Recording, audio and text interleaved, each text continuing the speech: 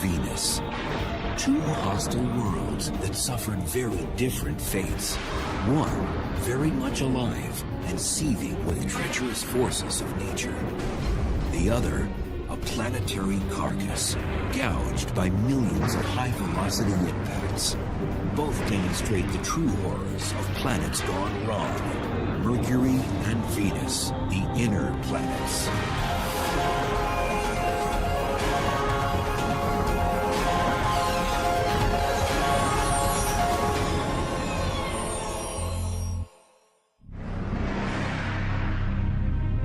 Along with Earth and Mars, Mercury and Venus make up our inner solar system.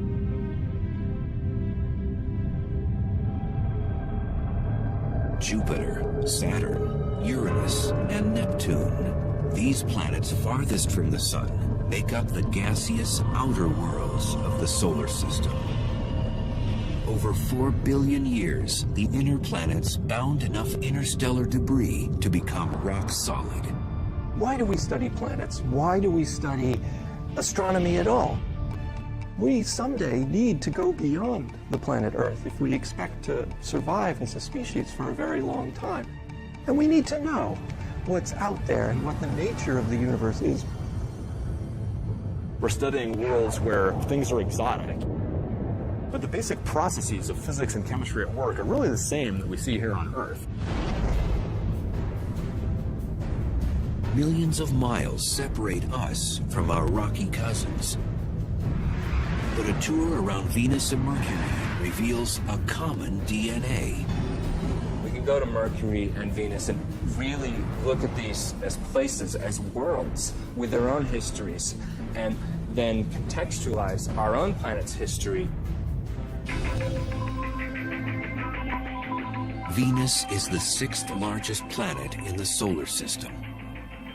At its closest, it is 26 million miles away from Earth.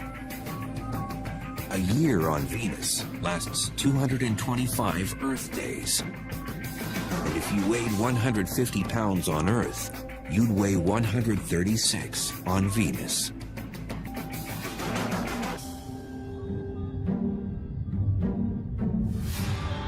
Venus. When the ancient Romans looked up, they were captivated by its commanding presence. They named the planet after their serene goddess of love and beauty. It's such a beautiful presence in the sky. It seems obvious the connection there. Venus has long been considered our sister planet because of its closeness in composition, gravity, density, and size. Venus and Earth are almost twins in a lot of ways. They're almost the same size. Venus is slightly smaller than Earth. So if Earth was a regulation basketball, Venus is a soccer ball, slightly smaller. And Venus is the closest planet to Earth. So for a long time, it was thought of literally as a twin planet. For ages, scientists thought this twin, like Earth, was a planet covered with deep oceans, lush rainforests, and had a climate that would give credibility to the notion that intelligent life could exist there. Before the space age, people thought it might be very Earth-like on Venus. But the paradox is when we actually got to Venus and started exploring it, the conditions there are so different. It turned out Venus was less of an exotic sister to Earth and more of an evil twin. So here you have two very similar planets in their sort of bulk properties, but they've evolved to such different states. And that creates an interesting problem in understanding planetary evolution, a sort of controlled experiment. Take these two similar planets and let them go for 4 billion years, and then why do they end up so different?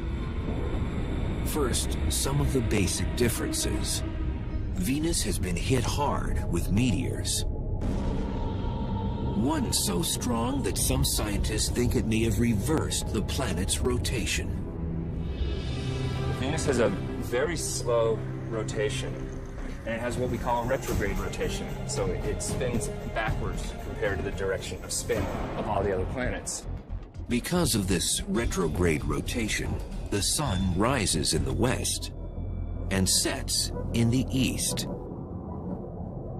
And the Venusian days are long ones. The amount of time from one sunrise to the next is about 8 Earth months. But the orbital pattern and long days aren't what make Venus so intolerable. In part, it's the wicked climate. With a surface temperature of 900 degrees Fahrenheit, Venus is the hottest planet in the solar system. Travelers there would have their trip cut short in no time. It would take a matter of seconds, maybe 1 second before they were gone, roasted to death. If you're an astronaut sitting on Venus without a spacesuit, then your skin's going to crisp up. You're going to cook just like a turkey in an oven, except much faster even. The unforgiving heat wave is created by a process called the greenhouse effect, the identical process that keeps Earth's climate in check and teeming with life. But a closer look at Venus tells us how this common trait can be a cycle of life and a cycle of death.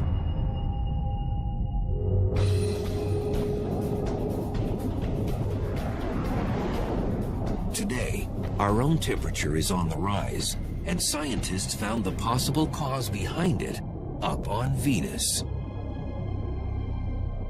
Global warming is a result of greenhouse gases that are growing and growing and growing, and therefore we're getting hotter and hotter. When we looked at Venus, we said, aha, here it is actually happening. In the 1990s, after the Magellan spacecraft was launched, planetary watchdogs began turning to Venus to surmise just how bad it could get here on Earth. Space exploration has told us a lot about the Earth and the environment it's in. And in fact, the greenhouse effect that everybody's talking about with global warming was actually discovered on Venus. What they found out about Venus shed new light on how fragile Earth's greenhouse effect really is. And Venus didn't always used to be this hot. We think that early in its history, it was more Earth-like on the surface, and it lost its oceans due to what we call a runaway greenhouse effect. So Venus is an example that certainly a global change can happen on a planet, and it's sort of a worst-case scenario. We don't have to turn Earth into Venus before we're in trouble. We just have to move a little bit in that direction. And we are moving in that direction. But the real value of studying Venus, it allows us to test our climate models. Through computerized general circulation models, or GCMs, scientists were able to calculate temperature increases on Earth based on the amount of greenhouse gases on Venus. So just how does Venus's greenhouse effect work and make the planet so hot? This is Biosphere 2. Located along the foothills of Arizona's Santa Catalina Mountains, it was built by a group of researchers to explore the idea of colonizing other planets. It is the largest greenhouse on Earth. Biosphere is a perfect example of a greenhouse because it's a big building with glass panes that let the sun in, and the air is really hot in here. The solar rays that penetrate the glass panes cause the temperature inside to rise. The air heats up, but then the air cannot escape, cannot move vertically into the atmosphere because of the walls. The windows trap the heat, warm the building, and provide the plants and trees with a livable climate. On Venus, greenhouse gases don't exactly trap the sun's heat, but they greatly slow the rate at which it can escape. The greenhouse effect on any planet is a situation where the surface temperature becomes hotter because of gases in the atmosphere that trap the heat while letting in the sunlight. These same greenhouse gases that would prove to be fatal to us on Venus are essential to life on Earth. Without the greenhouse effect, the average temperature would be far below freezing, the oceans would be totally or almost totally frozen, and it's not even clear if life would exist on the Earth.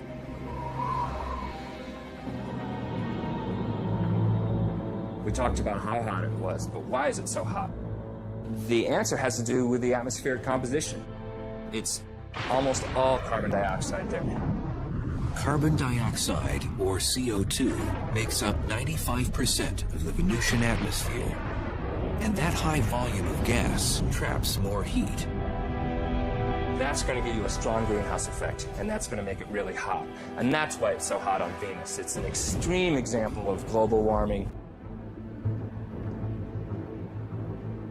On Venus, volcanoes are the natural spring source for CO2 and other gases. It's a process atmospheric chemist Jeff Sutton studies on Earth at Hawaii's Kilauea volcano. Deep below the surface, atomic compounds ignite during volcanic activity to form CO2. The gas is born from the pressure created by the heat of molten rock, or magma. It rises towards the surface. It reaches the summit magma storage complex. The pressure is decreased on the magma. And the effect of that is to allow gases that are trapped under the very high pressure to be released and bubble out. The Venusian surface would likely have cracks in the lava, similar to these vents, where gases escape into the airstream.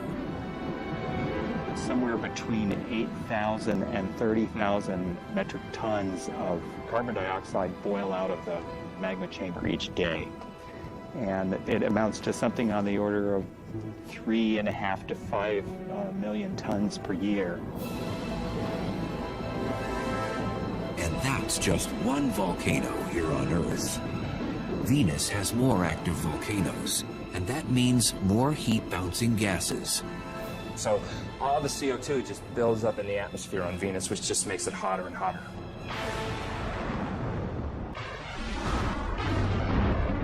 The 900-degree heat isn't the only trait that makes Earth's twin seem a menace. 30 miles above the scorching ground of Venus, there's havoc occurring on the planet that makes 900 degrees Fahrenheit feel like a cold front. Electrical mayhem, where split-second jolts can reach 50,000 degrees. Each spark of light contains 100 million volts of electricity. Lightning occurs on both Earth and Venus when electrical charges store up enough energy until they release a spark.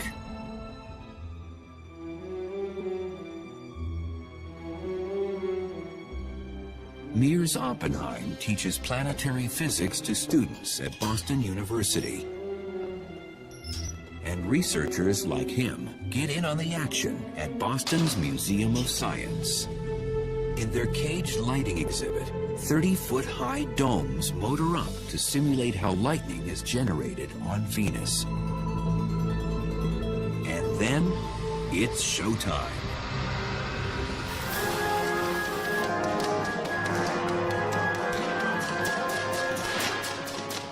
So look at this. We're generating so many millions of volts on these domes that voltage has to escape. And it's actually ripping molecules in the air apart. The air in the domes, like within the Venusian clouds, stirs up the electrical distribution of tiny atomic molecules.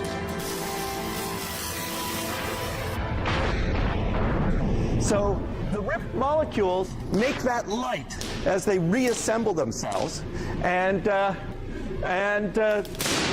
that's what a lightning bolt is.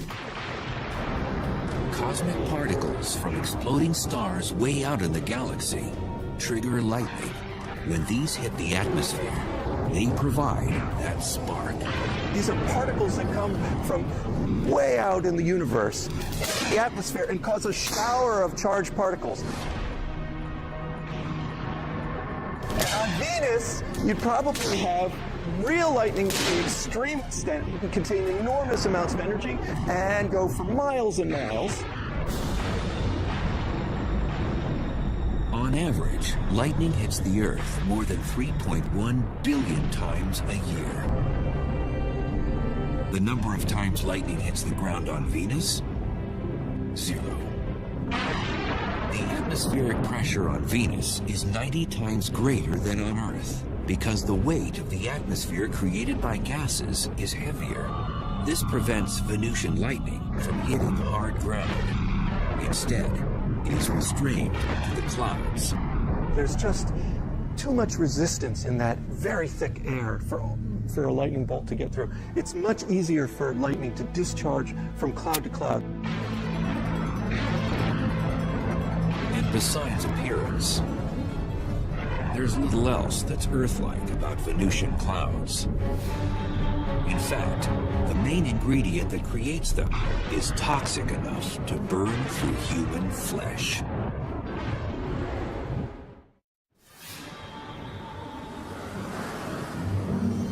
From Earth, you might be able to see Venus twinkle in the morning and evening skies like a star. Definitely not a wallflower. It's so bright in our sky, not just because it's the closest planet to us, but because it's the most reflective planet. Because it turns out Venus is completely covered in these bright reflective clouds.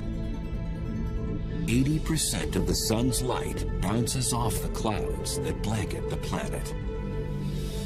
But even in the clouds, Venus, our so-called twin planet, manages to show an evil nature. And we know that the clouds of Venus are made out of sulfuric acid, basically like battery acid. And that sulfuric acid is made by sulfur dioxide coming out of volcanoes on the surface. Like its greenhouse cousin, carbon dioxide, or CO2, gas pressure pushes sulfur dioxide to the surface through volcanic vents. It's the same gas chemist Jeff Sutton monitors carefully at Hawaii's Kilauea volcano.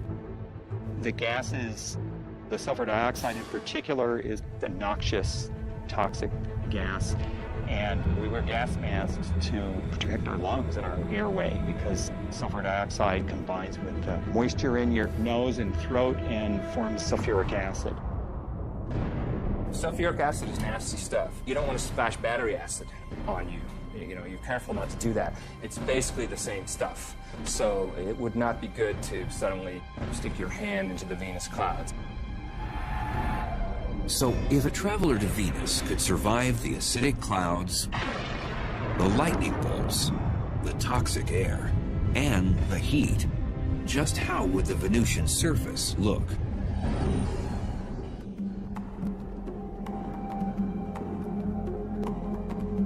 Volcanologist Jeff Burns with the United States Geological Survey, or USGS, circles the globe to understand what drives volcanic activity on the inner planets.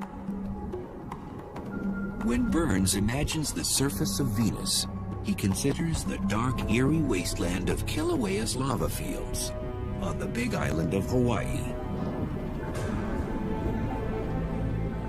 It's very instructive to be able to come here and study this volcano to compare it to volcanism that has occurred on the surface of Venus.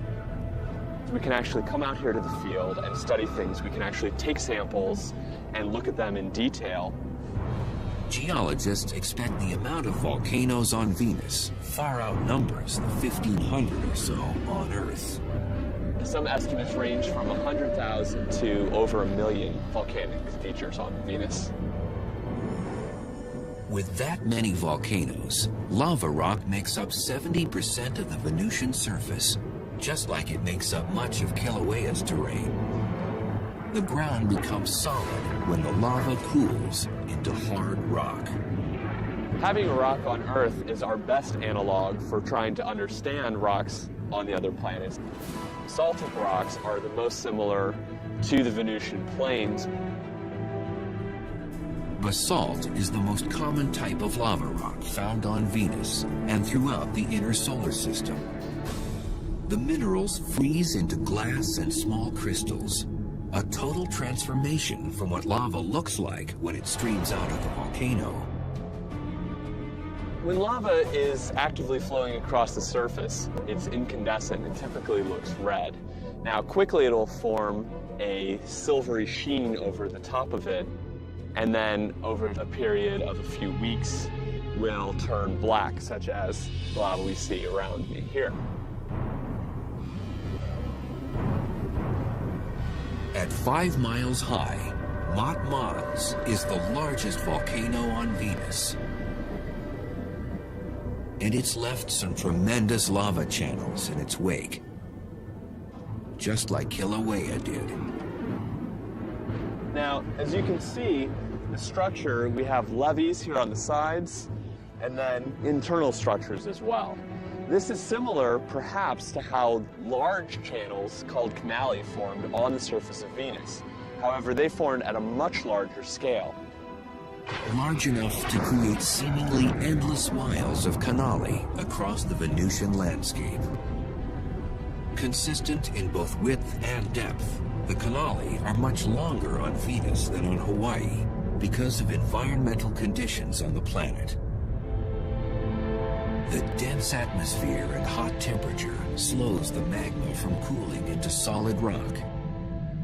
And with little wind and no rain to further cool the magma, lava can cut through the surface for months after an eruption before it hardens.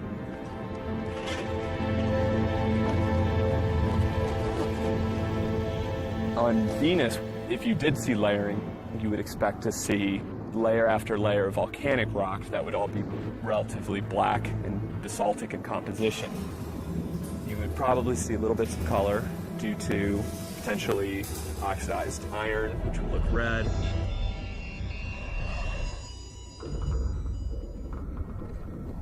Typically, basaltic lava flows are glassy enough that, in fact, you would actually cut your hand. They can be extremely sharp. They tend to quench and form glass.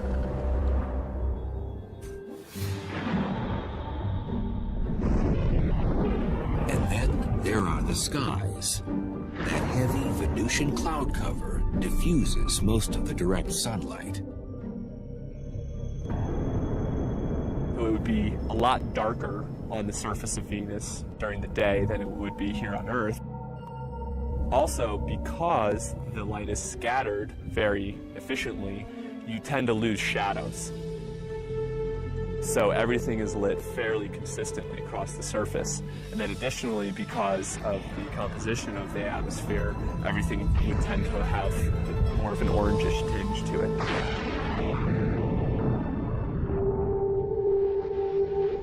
Besides canyons, jagged mountain ranges scrape the Venusian skies. The planet's highest peak is on Maxwell Mons. Maxwell is about 35,000 feet high, which puts it at a healthy distance above Mount Everest or any mountain on Earth. Everest is something like 28,000 feet high. So it's definitely larger than anything on Earth. Our sister planet seems to have outdone one of our 7 natural wonders. But how would the Venusian terrain measure up against another geologic feature, our canyons? The Grand Canyon, a great chasm eroded over 250 million years by the Colorado River. When the Colorado Plateau was uplifted millions of years ago, it gave the water more energy to cut back through the canyon and wear away the rocks. The vast canyons on Venus may have also been formed by erosion, but not by a river. Volcanic systems can erode canyons by having fluid flow if it's very fluid, not very viscous. Materials can erode similar to water. And the Grand Canyon is only part of the Colorado River system, but even looking at the Colorado River system as a whole is not nearly as long as the longest channels on Venus. Had the ancient Romans known about the volcanoes, acidic clouds, lightning bolts, toxic air, and that scorching heat, perhaps they may have named our evil twin planet after something other than their goddess of beauty and love. There's irony there because, of course, the Greeks and Romans didn't know anything about the conditions on Venus, and here we are a couple thousand years later, and we're actually exploring this place, and, well, it's not quite so nice according to our taste. But how do the dangers found on our sister planet compare to the cosmic violence on Mercury?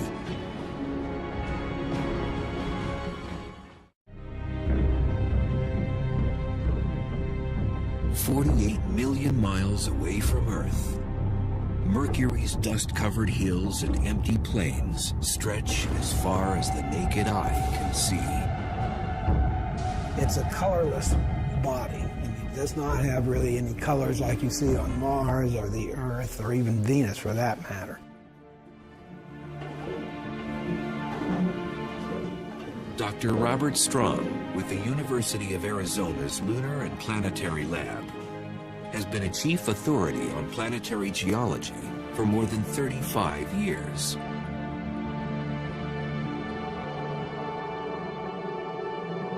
Mercury is the innermost planet, and it's quite different than anything else in the solar system. At 36 million miles, Mercury is the closest planet to the Sun. The planet has no known moons.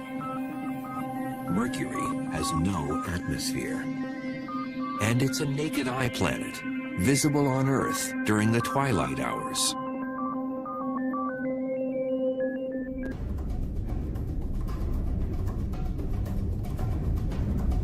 With a diameter 60% smaller than Earth, Mercury is the solar system's scrawniest planet. Much too small to generate the strong gravitational field needed to retain an atmosphere. Gravity depends upon the mass of the object, on the mass. So the larger the mass, the more the gravity. So on Mercury, the gravity is less on there. Since the planet's gravity is so weak, if you weighed 150 pounds on Earth, you'd only weigh 57 pounds on Mercury.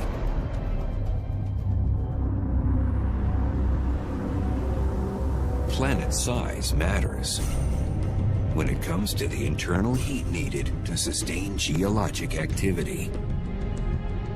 The internal convection currents that drive geology stop, and in general, it just freezes up and there's no way to sustain that geological activity. And that happened to Mercury a long time ago, probably after less than 1 billion years of its life. The days when the planet beat with a strong pulse that produced volcanic and tectonic Mercury quakes are long gone. Is Mercury a dead planet? Depends on what you mean by dead. Is it internally active now? Probably not. It's probably not active at all. It is essentially a dead planet and has been dead for about 4 billion years. For a near lifeless planet, Mercury still has some movement. Named by the ancient Romans after the swift-footed messenger god, Mercury orbits the Sun in 88 Earth days, the fastest of any planet. But when it comes to the time it takes Mercury to spin on its own axis, the planet holds the record for being the slowest. Length of time, around 180 Earth days, about half a year. The Sun's gravitational force creates a tidal friction within Mercury, which slows down its speed as it spins on its axis. This means a year on Mercury is shorter than a day on the planet. And that sluggish rotation gives Mercury a somewhat peculiar weather forecast. For 6 months, the side exposed to the Sun reaches 800 degrees Fahrenheit. On the other side, the temperature drops to 300 degrees below zero. It has a long time to heat up on the side facing the Sun and a long time to cool down on the other side. And that's why it has these huge temperature extremes. Despite its close proximity to the Sun, Mercury is a bit of a black sheep in the planetary family. Its skies always seem like starry nights. The skies would be black. The reason we have blue skies on the Earth is because of our atmosphere. Nitrogen scatters light preferentially in the blue, and so that's why the sky looks blue. Mercury doesn't have an atmosphere, so the sky would be black. Legend holds that Mercury, the Roman god, invented the sport of boxing. This is one planet that's taken the lion's share in the ring.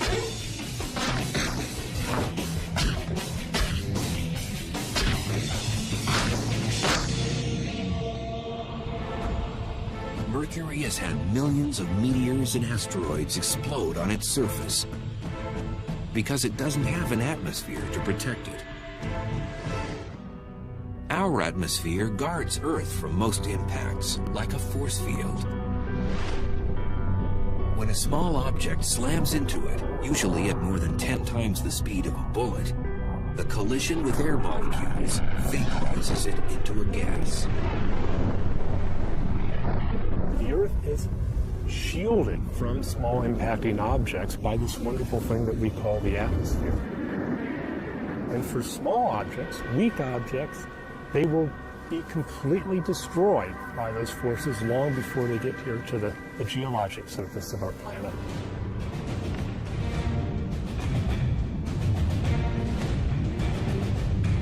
On Mercury, without that atmosphere, the asteroids and meteors smack down at full throttle. This makes Mercury the most heavily cratered planet in the solar system. You cannot take a step on Mercury without encountering an impact crater. Back in 1974, the Mariner 10 space probe mapped half the planet's surface, including the largest crater ever surveyed in the solar system. The most prominent feature is a feature called the Caloris Basin, which is a very large impact crater that is about maybe 900 miles in diameter. 900 miles in diameter. That's a couple hundred miles broader than the entire state of Texas. Researchers speculate the iron meteorite that made that impact stretched for more than 60 miles before it crashed into the surface. Moments after impact, seismic waves converged at the antipodal point, the spot on the exact opposite side of the planet. The seismic waves, the shock waves from this thing traveled, and they concentrated simultaneously around the other side of the planet and literally shook apart the surface. The seismic turbulence jumbled up the crust and twisted the terrain into unusual rock formations. There's all this weird terrain.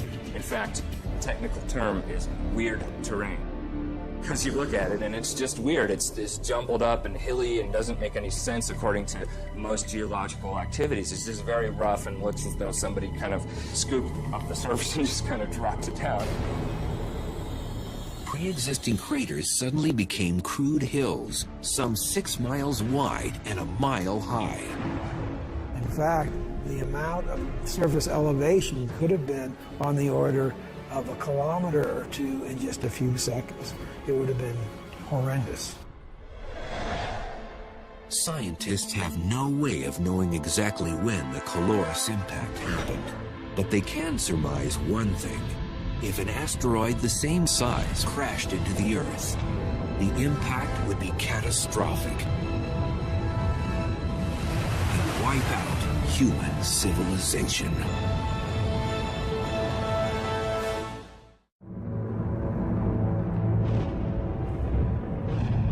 Countless meteor and asteroid impacts have left Mercury scarred with dents and crater rings. Today, the planet looks beaten, a terrestrial corpse. Like Mercury, Earth's surface is vulnerable to bombardment. And that Arizona's meteor crater is one of our most preserved and Mercurian craters. The desert basin has given geologists a better understanding of what happens when a meteor strikes Mercury's surface. Upon impact, energy from the shock wave rips through the surface and moves tons of rock upward to shape the crater. And that flow of rock excavated this bowl-shaped cavity and deposited debris on the landscape for kilometers around. Same energy swept up the crater walls and caused these flat-laying layers of rock behind it to actually be uplifted. And the rock, under the influence of shock, wasn't behaving grittily like rock does, but more like taffy. This is one of the hallmarks of impact craters, not only here at Meteor Crater, but anywhere in the solar system. But imagine if the mighty object that formed Mercury's Calorus Basin crashed down on the site of Meteor Crater. It would be a massive explosion. Chunks of molten material flying around the Earth ballistically, re-entering the Earth's atmosphere and causing just massive meteor showers everywhere. For nearly 7,500 miles, the shock wave would rip up the soil and stir up tsunamis with 2,000-foot waves. Massive tsunamis propagate around the Earth and inundate much of the world's coastlines. It would flatten Las Vegas, Nevada, the cities of Salt Lake City, Utah, San Francisco, California, and Los Angeles vanish in a split second. Shock waves from the impact would propagate through the solid Earth thousands of miles from the site of an impact like that. Those seismic waves would converge at the impact's antipodal point, off the coastline of Africa's Madagascar, at the bottom of the Indian Ocean.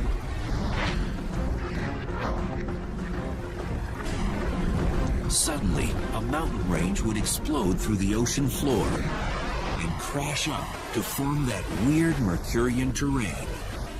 Like an unbelievable earthquake, probably everywhere on Earth for an object that large. Meteor Crater would be a nick in the surface compared to the Mercurian gash left behind from a Calorus-type impact. The gouge would consume a quarter of the continental United States. An object that size would eliminate a large portion of the west coast of the U.S. if it fell, say, on Arizona. It would literally change the coastline in an instant.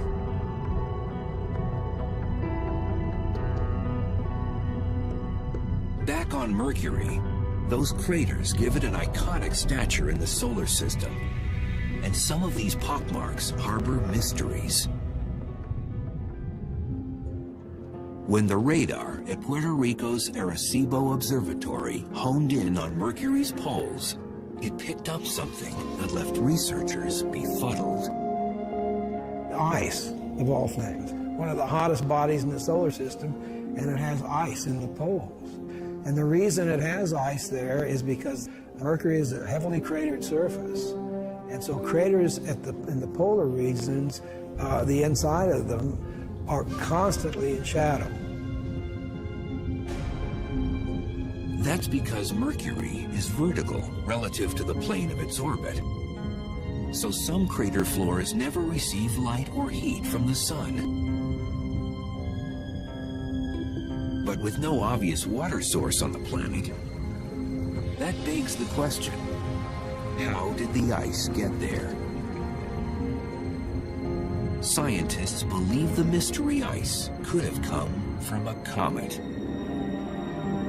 Comprised of rock, dust, gases, and ice, comets come from the outer reaches of the solar system, where the temperatures are much colder. Could this ice just be on the bottom of permanently shaded craters? Or could it be ice that's sort of covered up by a layer of dust which is shielding it from sunlight? We really don't know. Besides these comet collisions, there is yet another type of crater on the planet, and they weren't formed by anything that fell from the sky. Instead, an Earth-like force of nature created these holes, and it generated deep from within the planet's core.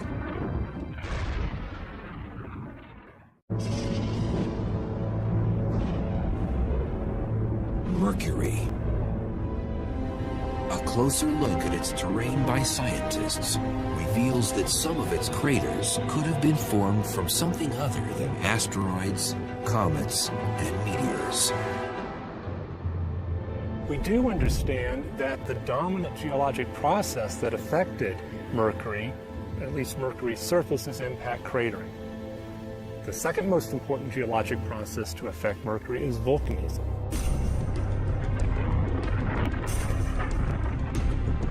Although we haven't seen any definite evidence of volcanoes on Mercury, we do expect that there have been volcanic eruptions in the past.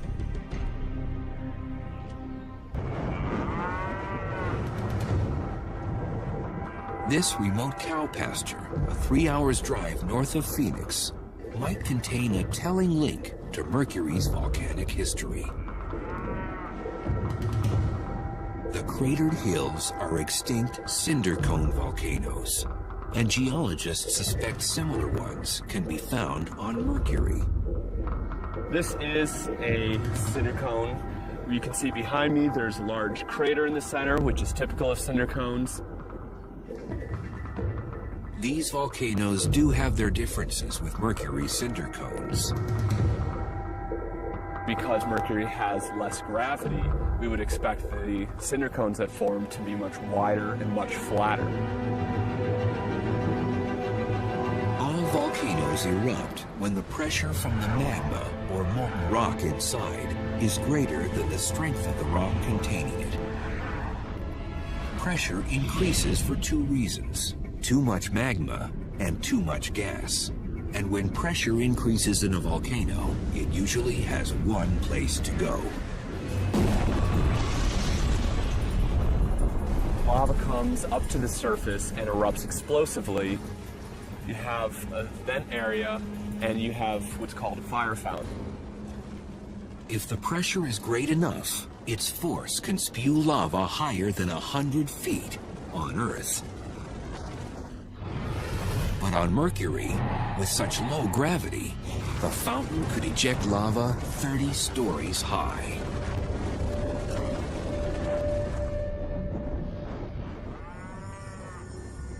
While these cinder cones in Arizona may illustrate our shared volcanic heritage with Mercury, to witness an eruption there firsthand and watch the cinder cones form would be a whole other experience.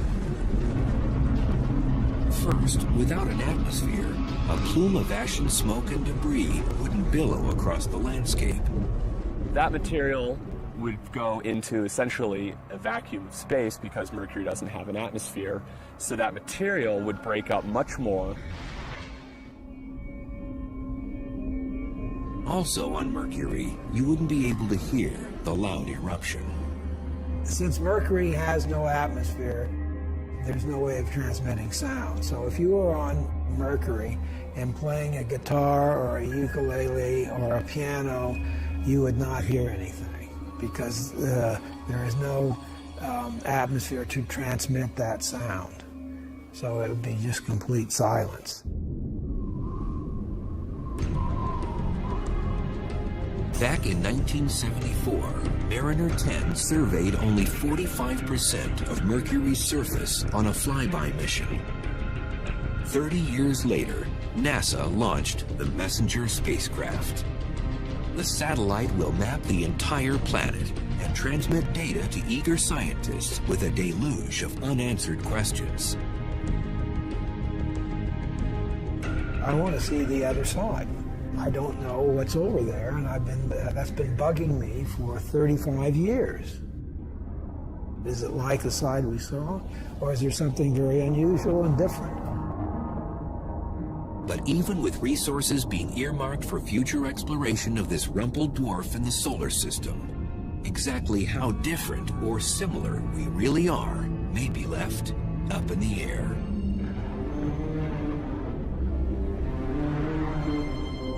Despite the harsh conditions on Mercury and on Venus, a close look around our own backyards reveals the good, the bad, and the ugly of the inner planets. The universe is this vast, vast thing, and here we are sitting on this little pinprick. I mean, we are not isolated. We see things that happen on these other planets for tremendous climatic changes in the past that have happened in a very short period of time and changed that. And that can happen on the Earth. Ultimately, it enriches our knowledge of who we are and how unique and how rare an environment like ours and even creatures like us might be in the universe. And that evolution, that exploration, that turning the corner, that discovery of new ideas is what we're all about. It was a bright future.